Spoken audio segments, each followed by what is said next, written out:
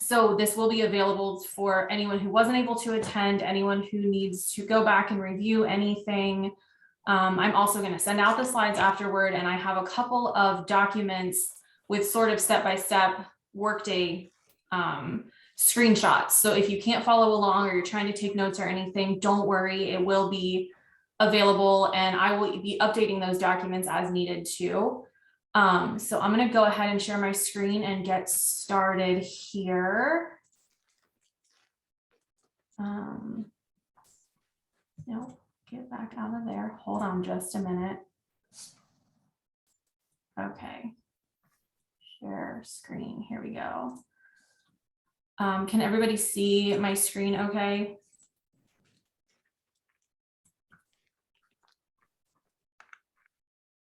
Get out of here. Sorry, got a lot. You can't see my screen. No. Can you see my screen now? Did that work?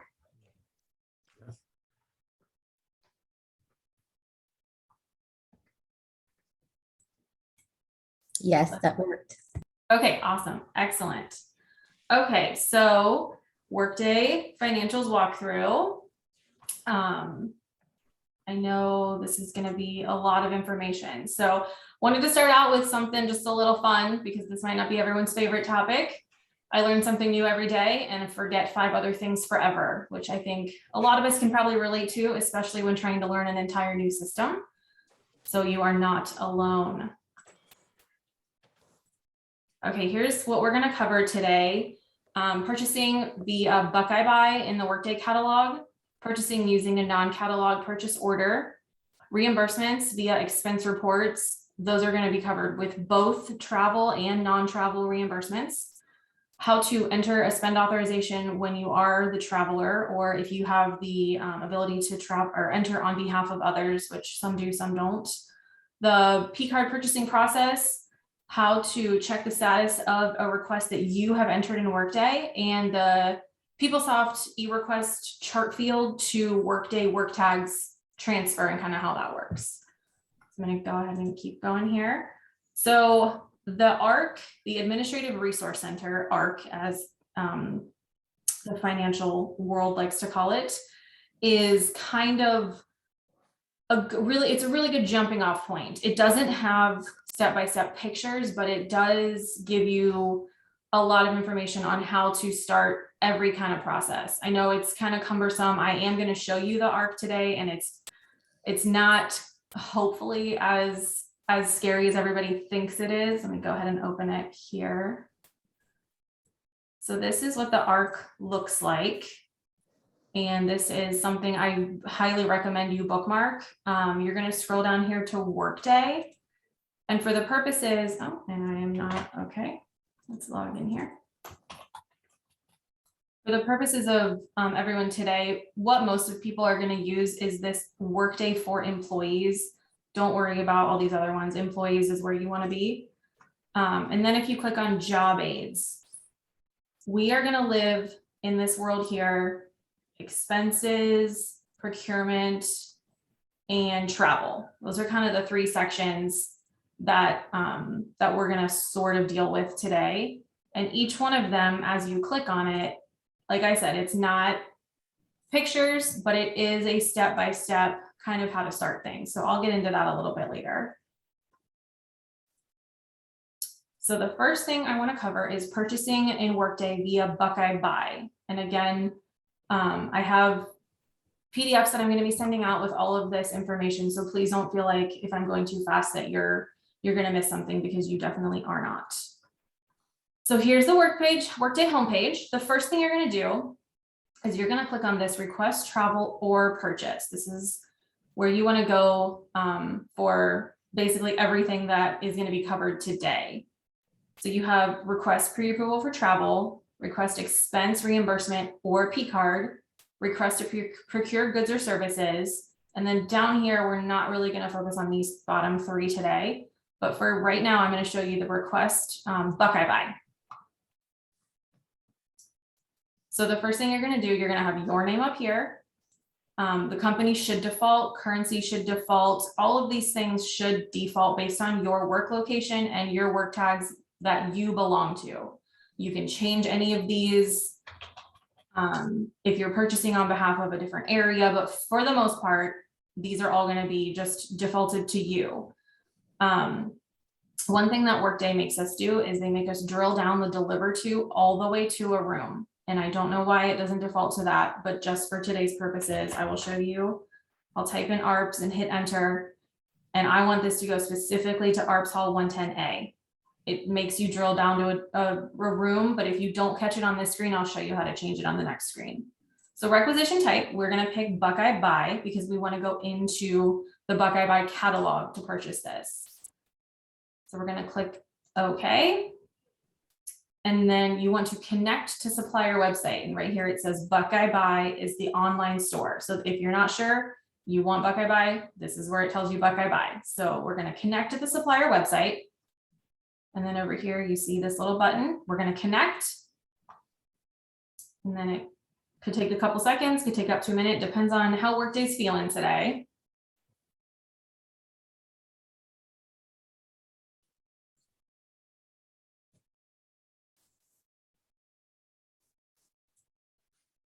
Okay, so we're in the Buckeye Buy catalog. And from here, you can, up here in the description, you can just start typing away. As you can see, there are over 283,000 results in the whole Buckeye Buy catalog. There is this round trip button up here. And I know that's not the most intuitive word, but round trip means it is the most commonly used Ohio State supplier. So if I click on that, here you're going to see some suppliers I'm sure you're familiar with: Aramark, CDW, Dell, Market Pace Quotes. If you have a quote you need to pull through, Henry Schein, Staples is probably our most used one, our contracted office supply. So just for the purposes of today's little demo, I'm going to click on Staples. And this round trip is going to take me to the Staples website. And I am just going to shop Staples just like I would shop anything else. And I'm going to say, I want a mouse pad. And then I'm going to look and just shop the catalog like I would shop anything. And it will tell you if anything's unavailable, you can't have it. It'll say it's not on contract. I think mouse pads are probably a pretty safe thing to buy. But this little on contract right here means you're able to buy it. If it says not on contract, it'll be grayed out. You won't be able to order it. So I'm just going to click on this mouse pad. And I'm going to change my quantity to 4 of them, and I'm going to add them to my cart. I'm going to get some mouse pads. Continue shopping. I'm going to look for pens. And this box looks good. Let's add that box. Okay, so now I'm going to click out of here because I'm not sure if I'm done shopping or not. When I realize I am done, I'm going to click on my little cart icon up here. Again, just like you're shopping any other website. This is one good feature of Workday. So we see here, I've got quantity 1 box of pens and I want 4 mouse pads. That all looks right. I can obviously remove things here if I need to, but I'm going to say submit order. And this is going to take me back to the Buckeye Buy page. And so it says success items were added. Up here, this little cart says I have 5 items, 4 mouse pads, 1 box of pens. So click on my cart. Here they are again. And then what I'm going to do is I'm going to make sure if I need to change anything, I can edit. I only need 3 mouse pads. Maybe I only need 2 mouse pads. I can edit things here too. I can also delete the item altogether. But now if I click submit, it's going to pull all of this into Workday for me. And so the next thing I see is I've got each line over here, pens, mouse pads, everything looks good. I'm going to click checkout. And then this will take me where I need to fill out my internal memo, which is the business purpose. So this is what I'm going to say: the who, what, when, where, why, how it benefits the university, that long, 2 to 3 sentence thing. Just to get it through here, I'm just going to say EHE supplies. Obviously, please be more detailed than that. So for some reason, the spend category didn't populate here and it has a red asterisk. So I'm just going to type in mouse pad and see if I get anything. Oh, no, I'm going to type it up here. Mouse pad. And then that'll auto default IT computer accessories for me. It just changed it. I'm not really sure why some things populate and others don't. But again, you can scroll over here and see everything looks right. You've got your part number. You've got everything that you need, your funding. If you don't know the funding, Megan and I are here to help. So again, right here where it says deliver to, even though I changed it on the first page, it did not change it for me. So if I try to submit now, it's going to give me an error and it's going to say, you did not put the location in, I think. Yep. Over here, it says one error. Deliver to location must include floor, room number. So I don't know why it doesn't save it from the first page, but I will show you how to easily fix that. This three little dots down here at the bottom, click on that and edit address. And this will do it for all the lines. So if you have a 50 line requisition, it will change it on all of them. So ship to is always going to be Kenny Road. That's the stores and receiving building, but I am going to type in ARPS again. And I'm just going to say, I want it to go to 110A. And then I'm going to hit apply and it is going to make that change for me on every line. So if I scroll over here now, I've got 110A. So I can change it line by line, but you'd have to do each one. So edit address down here at the bottom is going to be your best friend. So then the next thing I can do is I can submit it and it will say success, you have submitted. This little details and processes is pretty cool too, because you can click on the details and see what you just submitted. Process is going to tell you who it's up next to approve.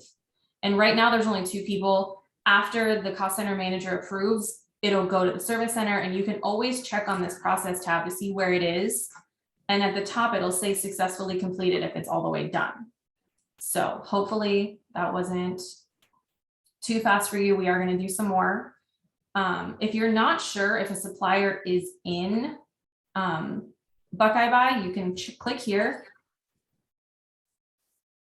And again, I'll send these links out, so don't worry. And that didn't work, so that's fun.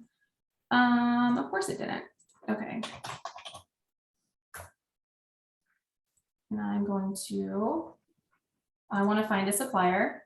And down here, I can type keyword. I can just type office supplies. And this will give me every supplier that we have for office supplies. And I know it's a lot, but if you ever need to drill something down or find catering or find rentals or anything like that, you can find it here on this website. And it seems cumbersome, but it drills it down pretty well. So I get down here to Staples and it says mandated university contract available round trip in Buckeye Buy. It kind of tells you in the bold here how you can purchase through these suppliers. And again, Megan and I are here to help if you aren't sure of a supplier or how to use it or whatever. But this is a tool that can really help you and I will send this link out. So the next thing we're going to do is we're going to go through a non-catalog requisition. I may not cover quite as much detail as I did because once we get into the final page, it's kind of the same as the Buckeye Buy. So again, homepage of Workday, request travel or purchase. The same thing, request to procure goods and or services, except for this time, I'm not going to shop a catalog. I have a quote from a supplier who's not contracted in Workday, but they are set up in Workday. So on requisition type, I'm going to pick non-catalog because this is not going to be from the Buckeye Buy catalog. And then I'm just going to click OK. And this time I'm going to say request non-catalog items. If you can't find what you're looking for in Buckeye Buy, you need to submit non-catalog. So that's kind of a good way to think about it. So non-catalog, if I am requesting something that is physically being delivered, a notepad, a computer, a monitor, a new office chair, something that is physically coming, I need to request a good. If I am requesting software, that's obviously not being delivered. If I'm doing catering, that's going to be a service. So think about it. If a tangible item that you can pick up and carry to your office is being delivered, it's a good. If it's a service, click on that service tab because that is going to change how accounts payable handles the PO on the back end, and it can have payment implications for the supplier. They are working through it, but if you can think about it when you're going to order, think about if something is physically going to be in your hand or not, and you want to go to goods or services. So I'm just going to do service for the purpose of this because we kind of just did goods. And I'm going to say catering on for 20 3/22 because I want to get this in early enough that the caterer can get their money, right? And I want to try to do it today for tomorrow's catering. So spend category, it's going to require you to put this in, and I know I'm getting catering, so I just typed in the word catering and I have 4 options right here. So I'm going to pick food from restaurants and catering, and that is going to be my spend category. My supplier, let's see, let me just do, I happen to know Metro Cuisine. Put that in here, and they are in a different, I don't know why Workday has doing business as names, but Workday has Metro Cuisine as All in Good Taste, but if you type them in, that's what they're called. So the start date, I'm going to need all of this on the 23rd, end date's the 23rd. The amount is going to be $500, and then I am going to say catering for meeting on 4/23, and we can always add more later. So add to cart, and I've added that. So I don't need to add another item. I just have one quote for catering. So up here, this little shopping cart is going to tell me that I have one item in it. That's all I needed to add. Yep, catering, checkout.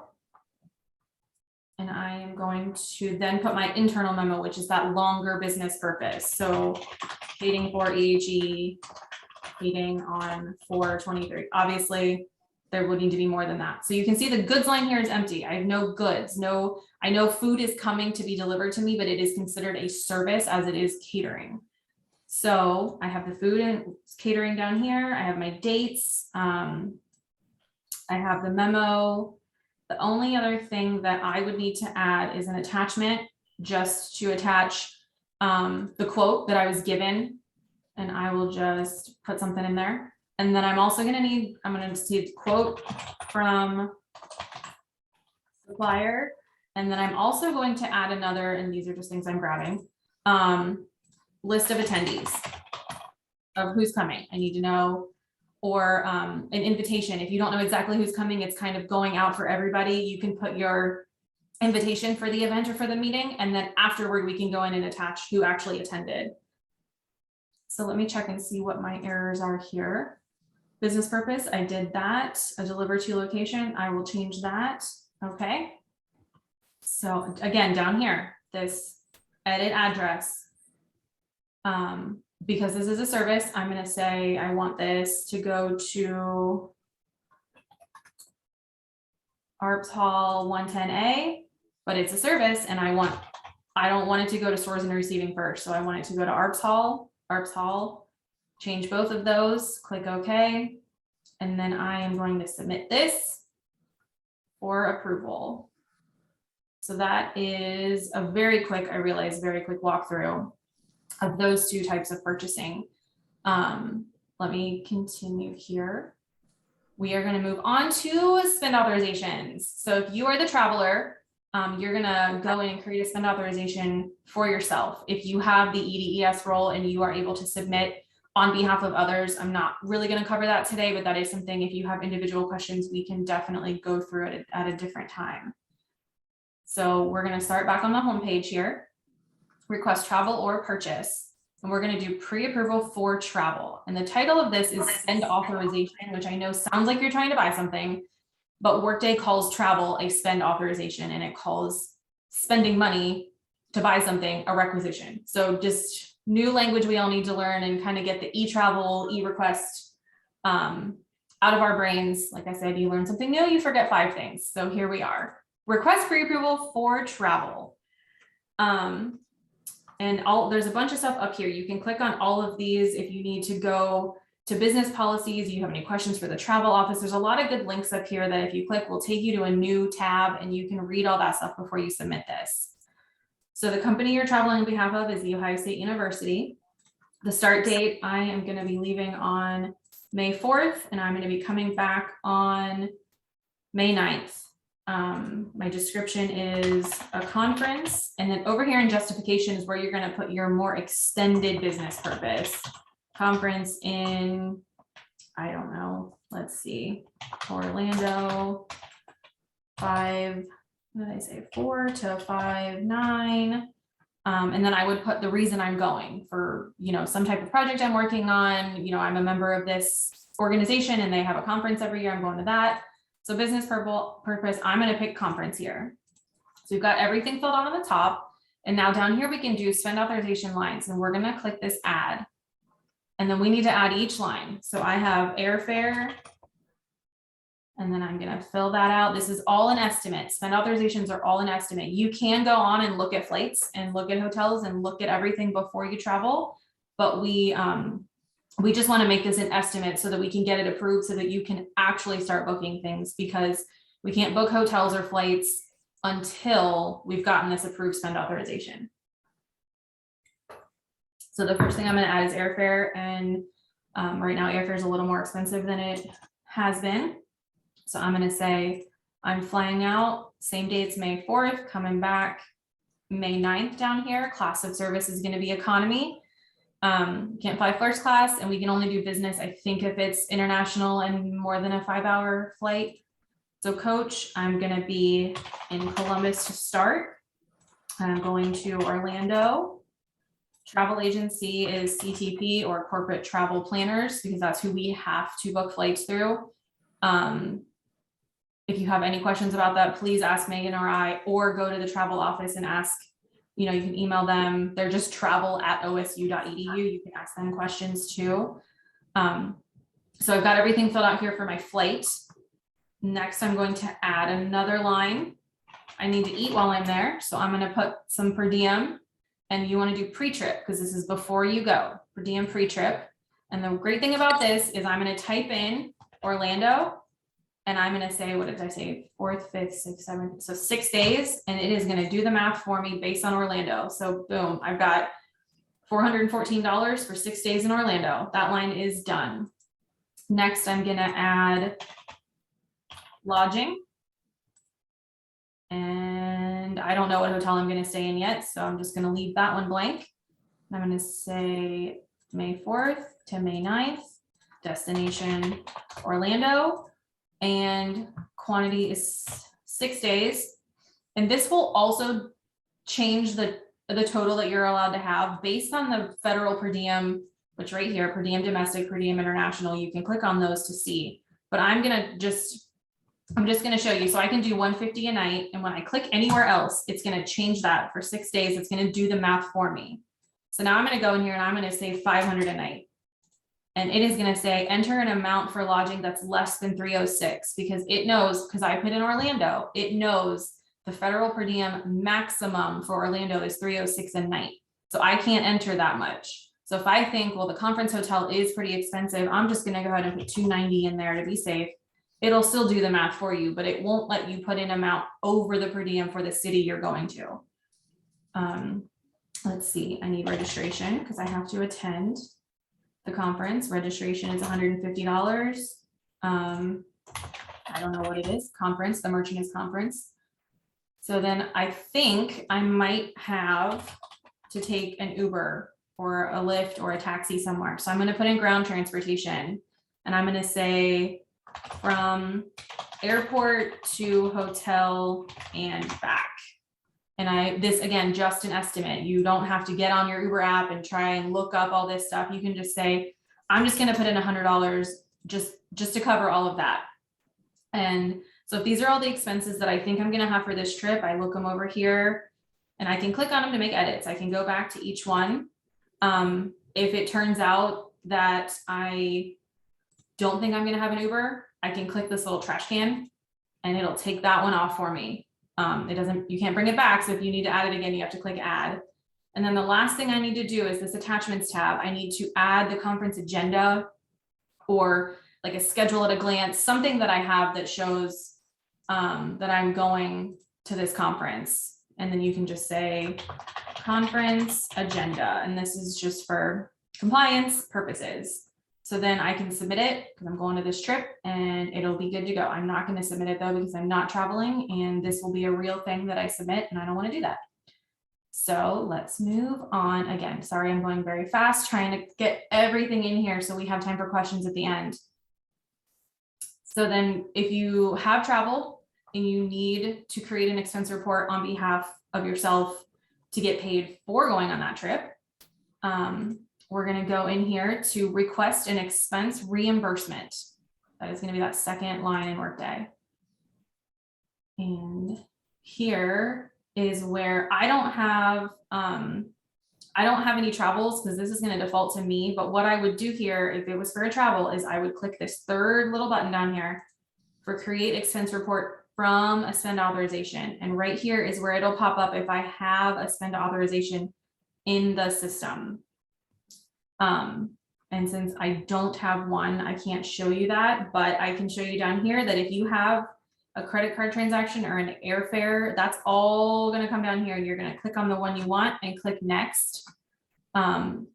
So that is how you tie it to a spend authorization. I have a much more detailed PDF that I'm going to send out after this to walk you through step by step how to get an expense report for yourself from a spend authorization. But this little button, if it's your name that the travel is associated with, this little button will pull up any travel that you have that's eligible for reimbursement.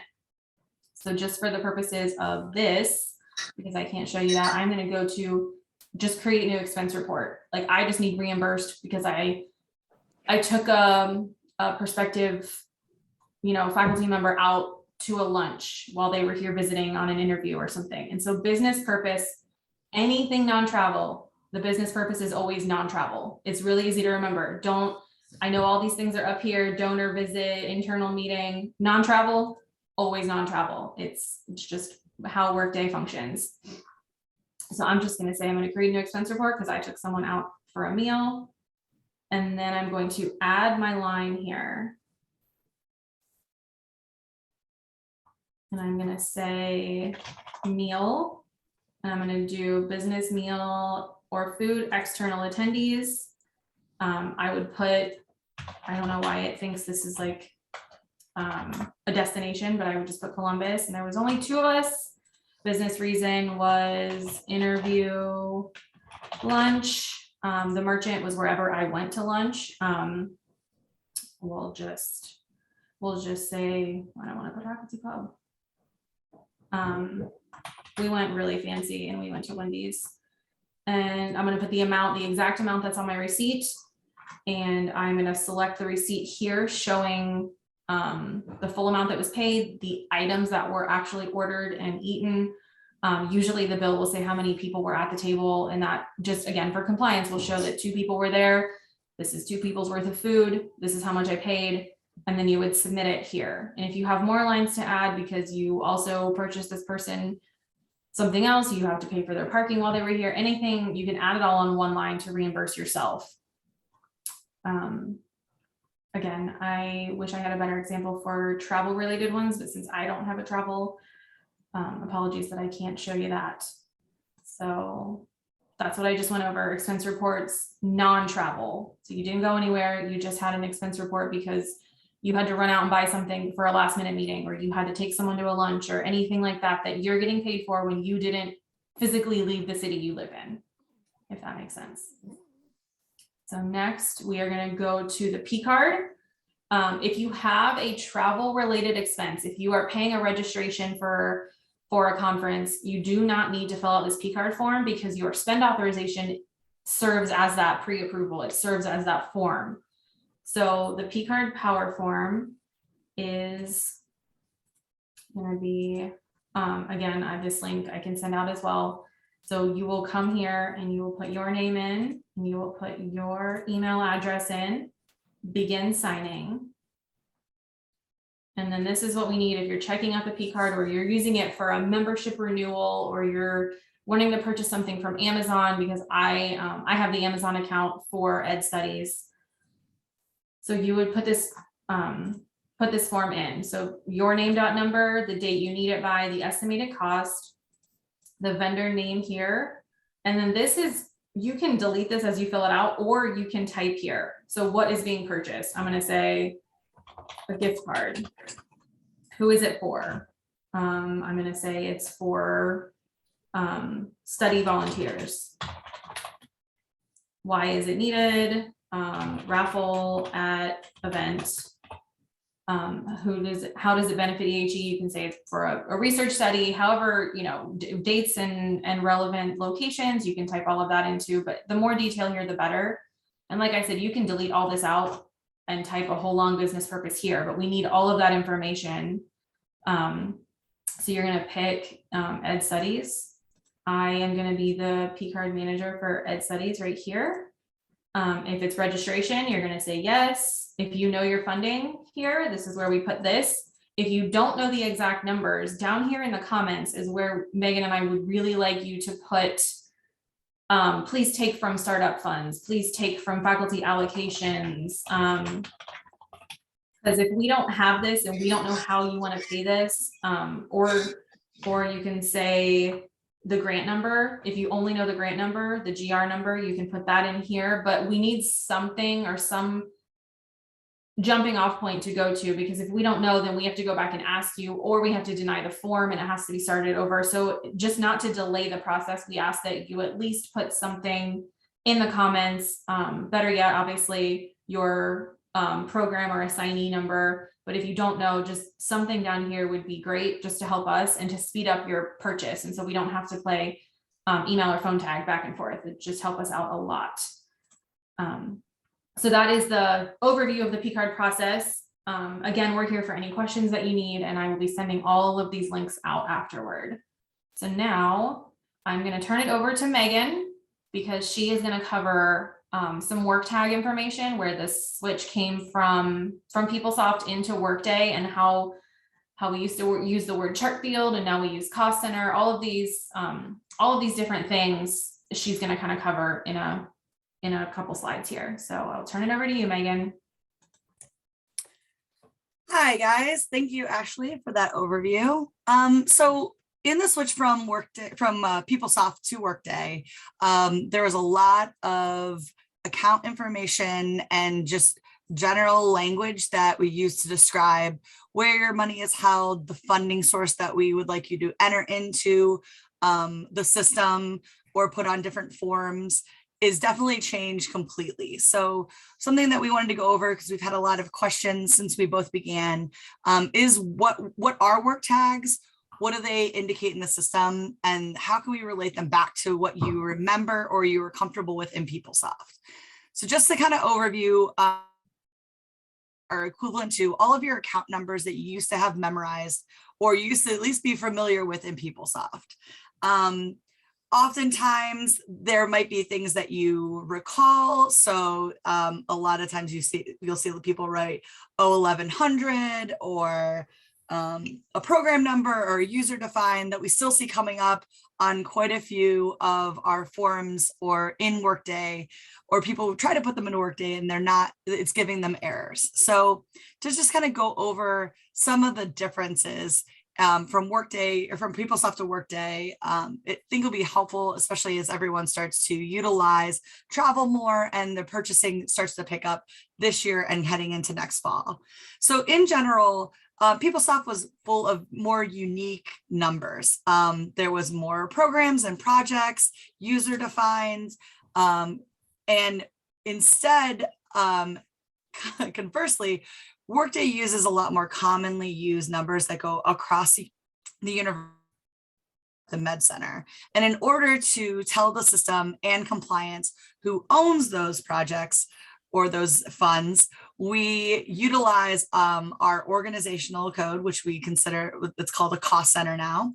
And we also use a little more unique identifiers that are assigned to you as a faculty member, not necessarily assigned to your fund.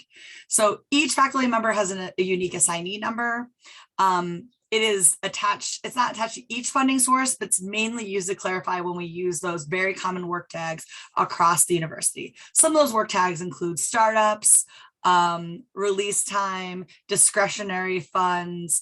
There's often common university funds that will attach assignee number to indicate to Workday and compliance who. So for example, below that is an AS 100-123. That's just an example number that would be assigned to a faculty member. So say I was a faculty member, my assignee number would be AS 100-123. We're not necessarily asking you to memorize that number, but as you go into Workday, there's a space, a field that's called additional work tags. In that you can search your own name, and that would pull up. So Ammerman right there, Ammerman 13, Ashley, that assignee is assigned to Ashley only. And there's no one else in the university that would have that work tag. Additionally, you may have a common name. So John Smith would pull up quite a few assignees. You would definitely need to look for either your dot number or something else in your name if you have a middle name included in the university registrar's documentation that would show up in that search. So you don't have to memorize your AS number. You just have to know where to put your name if you did have assignee attached to that. And we'll kind of go over that in a Additionally, as university funds have changed, grants have also changed. So the way we talk about grants and the way that we put in grant numbers is a little different into Workday than it was in PeopleSoft. So in PeopleSoft, if you all remember, if you've had grants in the old system, usually started with a 600 number. So this is an example here, 600, 1, 2, 3, 4, 5. And that's how you memorize each of your grants, or you could know them by name. In Workday, our grant work tags start with a GR number, which represents grant. And that's that. This is an example would be GR 100, 123. So if you would type that number into Workday, it would pull up a grant. So Ashley, can you demonstrate just typing in a GR number? And we can just type in that one. We can see if it pulls up anything. What was it? 100, 123. It may not. There you Hey, go. look at So that. this is definitely not our grant, but just as a demonstration, when Ashley typed in that grant number, it changed the fund defaults as well as the additional work tag defaults. So instead of it being FD 100, which is the normal default, I'll change it. it will change that. Go ahead and type it in again, GR 100, 123. And then that will change each of the additional work tags and the fund. So knowing your GR number is super helpful. The other thing you could do is if you had a unique award number, or if you had a unique award name that wouldn't pull up multiple grants, you could also start typing in that grant name and it would pull up something, but you would also have to go through quite a few options to select the correct grant. So my suggestion would be, if you are a PI that holds multiple grants, just somewhere on a quick cheat sheet, either like on a Post-it on your computer desktop, or on a physical Post-it on your actual desktop, write down your GR numbers and then what grant they correlate to. Oftentimes we ask faculty where this funding should come from, and we get a lot of grant names, not necessarily grant numbers. We still have a way of looking at that, but if you have grants that are similarly named or have grants that are similar in research area, we often can be a little confused at which grant you want us to use. So knowing those GR numbers is incredibly helpful and just speeds the process along. Ashley, can you go to the next slide? Okay, so work tags in use. So what do these numbers actually mean? Right here in the first option is the CC 11238. And a lot of you have seen that. It pops up pretty frequently on GTA forms, on your P-card forms. You'll see them in Workday. You'll see them attached to your pay if you go in and look at your HR information. What this corresponds to in PeopleSoft was our old organization number. So in work tag parlance, cost center is your org. That's who you belong to. You are working under the TIU of Ed Studies, or if you're on Dentist Learning Center, you're under a different work tag, CC 11237. But either way, that is going to be always the first default that you see in Workday. If you happen to be associated with a different TIU and you're purchasing something in Ed Studies and you happen to be on this call, great. You may have to change that cost center number to reflect the appropriate Ed Studies cost center. So when you're going to submit for a purchase or a travel, make sure in that first field in your funding, it does say Educational Studies or Dentist Learning Center. Otherwise, the entire purchase will be sent for authorization and approval to another cost center, and it'll get kicked back to us. So we'll have to restart that process over again. The next work tag that you see is FD100. And so this is just typically what you'll see defaulted when you go in to create a purchase or a travel. This indicates to the system and compliance that this is being utilized or being purchased off of general funds, which means university funding that is the department holds in their coffers. Some of the other examples that you'll see in the fund type could be gift funds, current use, grants that are federally sponsored. This only tells Workday and compliance staff how this money is able to be used. So for you, once you end up putting in a grant number or a program number, Workday actually should default correctly based on that information from that program number, that grant number, whatever you're putting in as the actual identifier to the correct fund type and additional work tags. The next program number that we'll be looking at, this is again just before I told you that there's a lot of generalized work tags that go across the university. PG 100 work tag that indicates a program number. It typically indicates a startup. So what we would see as a compliance officer on the finance side, we would know, okay, PG 100 125, someone's spending money off of their startup. This is again usually very common across universities. So there's multiple program tags that will be used in multiple different departments. So if you were to have a startup in T&L, this would be the same work tag and your assignee would be the same, but your cost center would be different. So again, this is telling the system and us how we're using these funds. So it's typically a common use across the university, and it specifies it's a type of use for funds. Examples could be startup funds, release time, and discretionary funds. So you'll see these happening over and over again. You'll also notice all three of these on your faculty balance sheets. If you have a startup, if you have discretionary funds, your faculty allocations, a lot of these will have that PG start, and that indicates what type and use of the funds that you're utilizing. You can go to the next slide.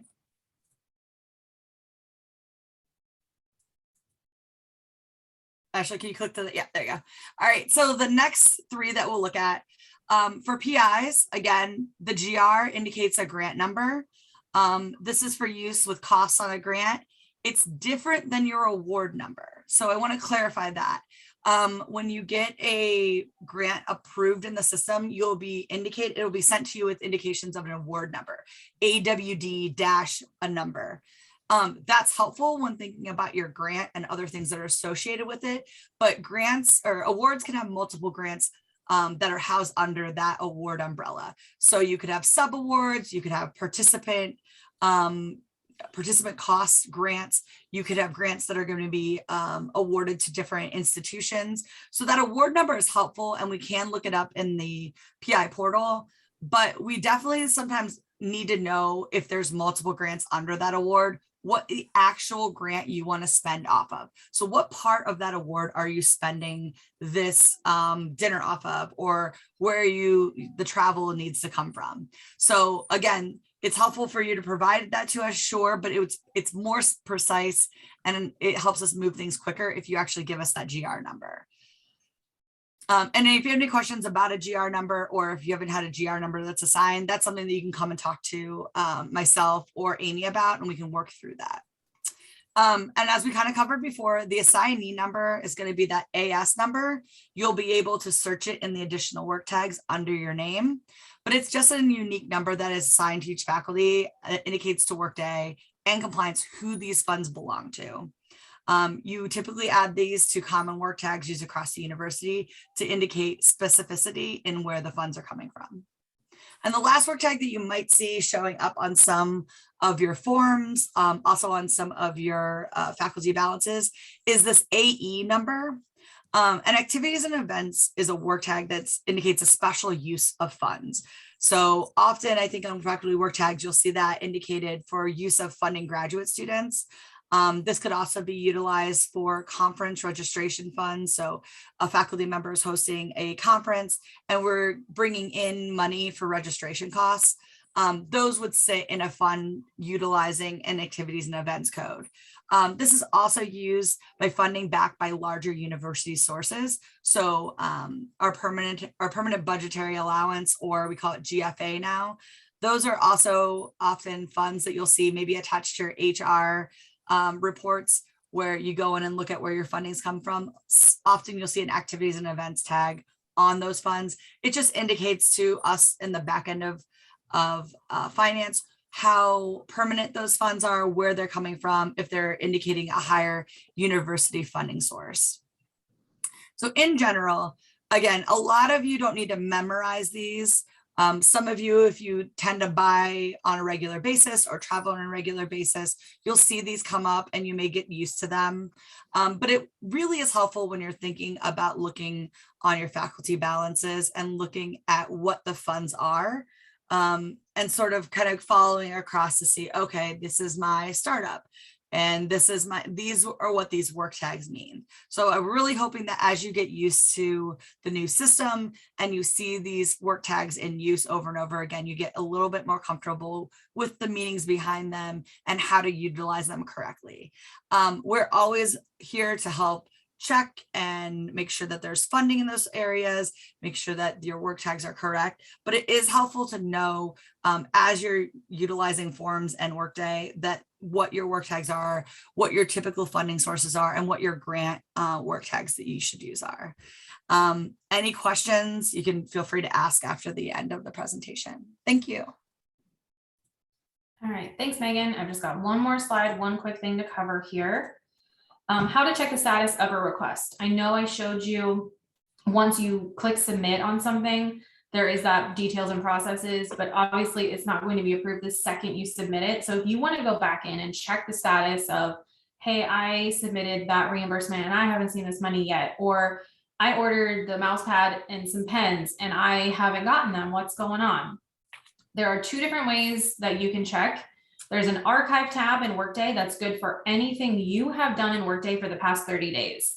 Now, if you're not in Workday that often, it's pretty great because it's not going to be very bogged down. But if you're a timesheet approver, or if you are doing any kind of HR stuff in Workday, your inbox is probably going to be pretty full, and checking the whole thing for something you've done in the last 30 days might not make sense for you.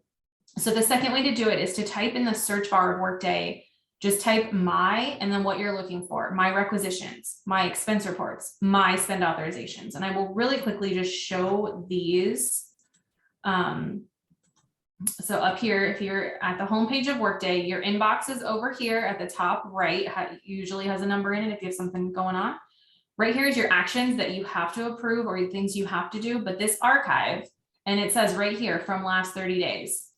So anything you've done in the last 30 days is going to be in here, and you can click on it and you can find it, and you can go in there and say, okay, I put this in, let's look at the process.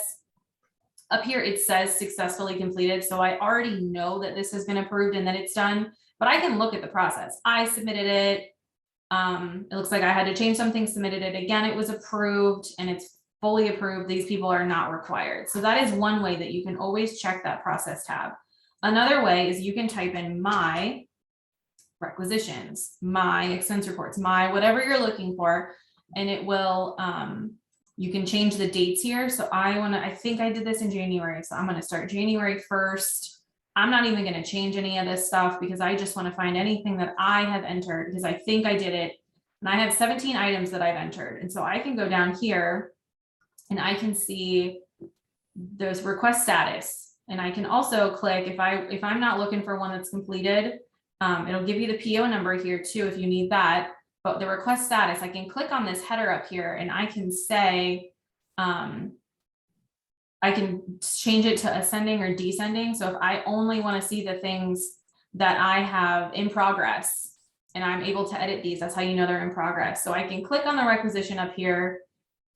This is the one I did in the meeting earlier. And I can come down here and I can say process history. What's going on? I submitted it. It hasn't been approved yet. Okay, well, I only submitted it, 45 minutes ago. So I'm going to give it some time. But that is another way you can always check. It's that process history or details and processes is the way that you're going to find those things. So that pretty much concludes this presentation. Quickly before we continue, I do have a quick poll. We were wondering, would anyone find value in having this sort of like, not as regimented of an agenda as we had today, but some sort of like a drop-in office hours, whether it's biweekly or monthly, just for the next few months for people to bring Workday questions, specific questions, general questions, anything like that. Would anyone find value in that? So I'm going to put a poll up here. I'm hoping this will work. Oh, that was supposed to say yes, please, not yeah, please. Okay, well, sorry about that. But if you wouldn't mind just quickly just taking this poll, if you would find some value in office hours like this, because Megan and I are willing to continue these. Obviously, we want everyone to learn Workday. We want everyone to understand its functionality, at least for what you have to do in your own job. So these would not be anything that's required. It would just be, if you think there'd be value in something like this. So, okay, awesome. Thank you guys. I really appreciate the feedback. So I think we might, well, I'll talk to Megan, but we might set one up in a couple weeks, and it can just be an hour long, and I'll hang out. I'll be ready to do some demos. If someone has a specific requisition they want me to look at, we can do that. If someone has a specific question, definitely happy to do that. If you want to do it, you think other people would benefit from seeing a process or seeing how to do it, I am happy to do that. Okay, I'm going to end the poll here. Okay, so now if anyone has any questions, feel free to type them in the chat or go ahead and unmute yourself. We've got about 7 minutes here. I don't want to take up too much of people's time. So if anyone would like to unmute or type anything, go ahead, please. The question came in, should we send specific questions before the work hours? Absolutely, you can do that. If there's something that you want to see demoed, for sure, send it to me or Megan, and we'll just set these up as like a recurring, like, I don't know if we're going to do every 2 weeks or monthly, but yeah, definitely send us a question if you want us to add something. Okay, a question came in. EHE is located in 3 buildings. For instance, my office is in Pays. When purchasing goods or services, do I have to list ARPs? No, so that's going to default to whatever your location is. So if your office is in Pays, Workday should default Pays Hall for you. But if you're having something delivered to ARPs, yes, change it. If you're having something delivered to Ramsire, change it. But if Pays is where you are, that's ARPs just defaults for me, because that's what Workday thinks my office location is, even though it's Ramsire. So yeah, go ahead and change that to wherever you need it to go.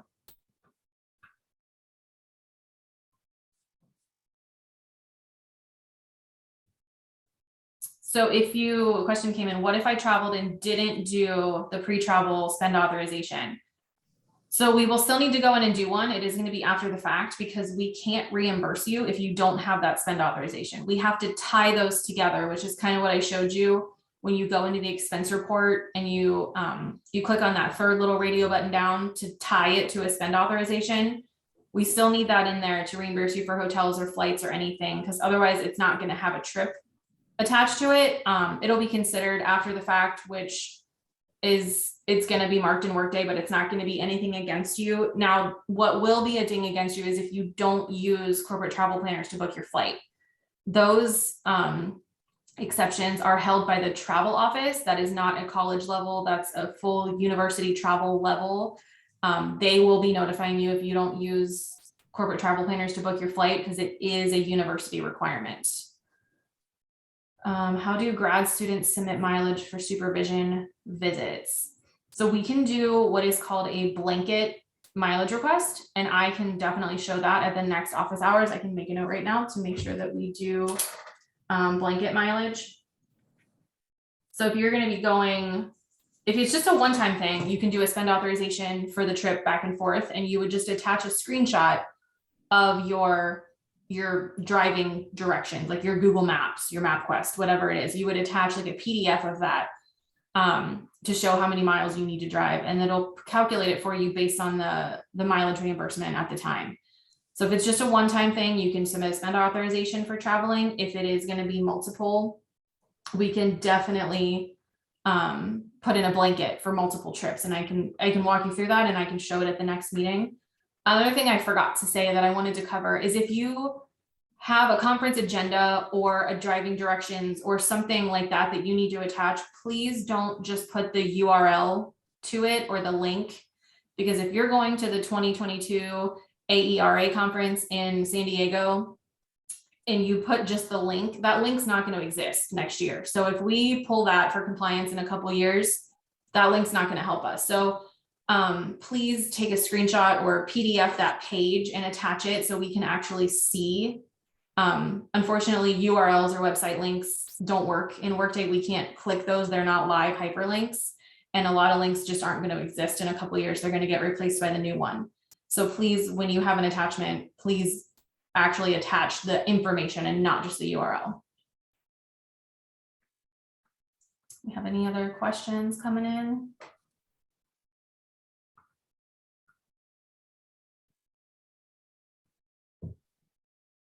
Okay, well, if there's not anything else right now, please be on the lookout for an invitation to the office hours. Forward it to anyone that you think it would help. The recording for this is going to go out, and then I'm going to send those documents that I have, some step-by-step Workday processes. I'm going to send those out too. But thank you everyone for attending. We hope this helped. I hope it wasn't a whirlwind of information that confused you. I hope you got some benefit from it. And Megan and I are here to help. We want everyone to learn the processes as best as they can. We want everyone to feel comfortable with Workday, whether you use it all the time or you use it twice a year. There are some really cool things in there, and we really just want everyone to embrace it because it is here to stay. So thank you for attending.